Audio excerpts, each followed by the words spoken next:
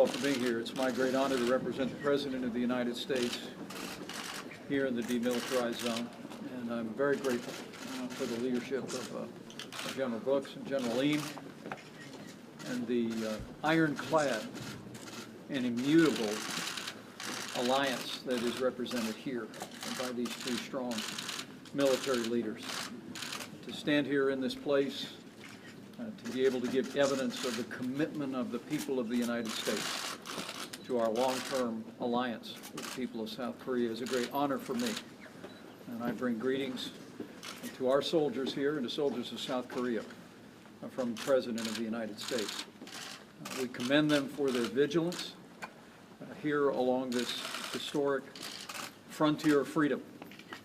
And we express the resolve of the people of the United States of America to stand together in the months and years ahead with the people of South Korea to both preserve their freedom and ensure the objective of a denuclearized Korean peninsula.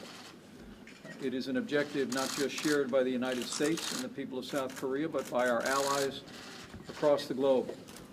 We are heartened by the support of allies across the Asian Pacific, including China, who will continue to advance this objective on the Korean Peninsula. And I'm here to express the resolve of the people of the United States and the President of the United States to achieve that objective through peaceable means, through negotiations, but all options are on the table as we continue to stand shoulder to shoulder with the people of South Korea for the denuclearization of this peninsula and for the long-term prosperity and freedom of the people of South Korea.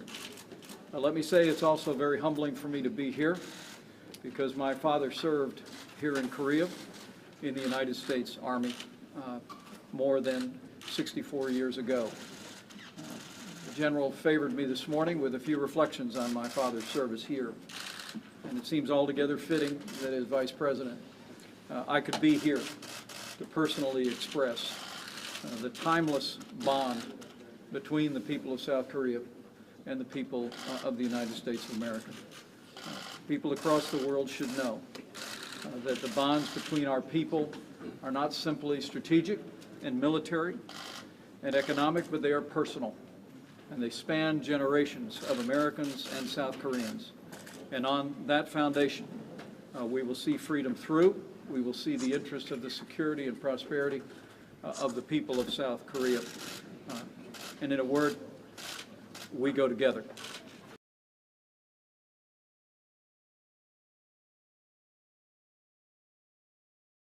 I think President Trump and President Xi had a very frank and productive discussion about a broad range of international issues, including the denuclearization of the Korean Peninsula.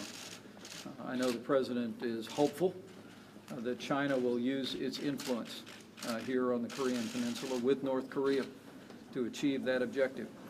And we are heartened by some initial steps that China has taken in this regard, but we look for them to do more.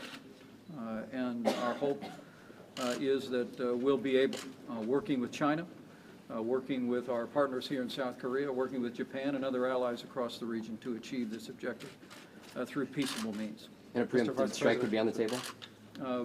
As the President's made clear, we will never discuss military tactical decisions, but the President's made clear, our administration's made clear. We stand with the people of South Korea, and all options are on the table to achieve the objectives and ensure the security of the people of this country and the stability of this region.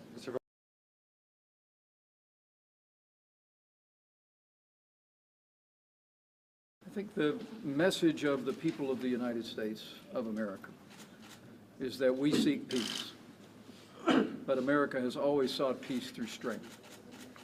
And my message here today, standing with U.S. Forces Korea, standing with courageous soldiers from the Republic of Korea, is a message of resolve.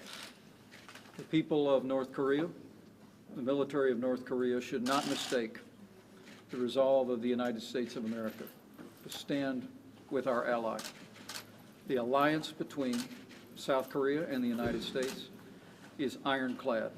We will fulfill that alliance for the sake of our people and the people of South Korea, and we will continue to stand strong to achieve our shared objective across this region and across the world of a denuclearized Korean peninsula.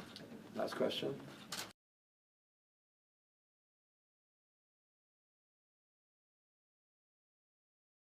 Well, I know that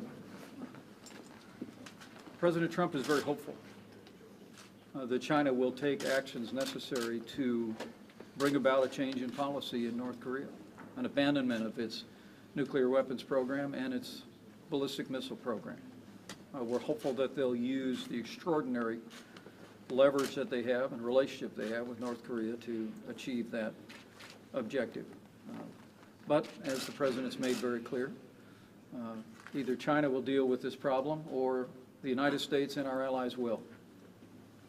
Now, with regard to a change, we have literally gone through decades. It was some quarter century ago that we first learned of the presence of nuclear weapons on the Korean Peninsula in the possession of North Korea.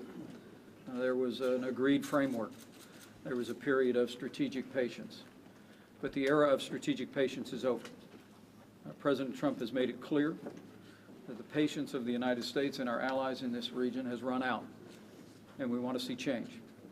We want to see North Korea abandon its reckless path of the development of nuclear weapons and also its continual use and testing of ballistic missiles is unacceptable.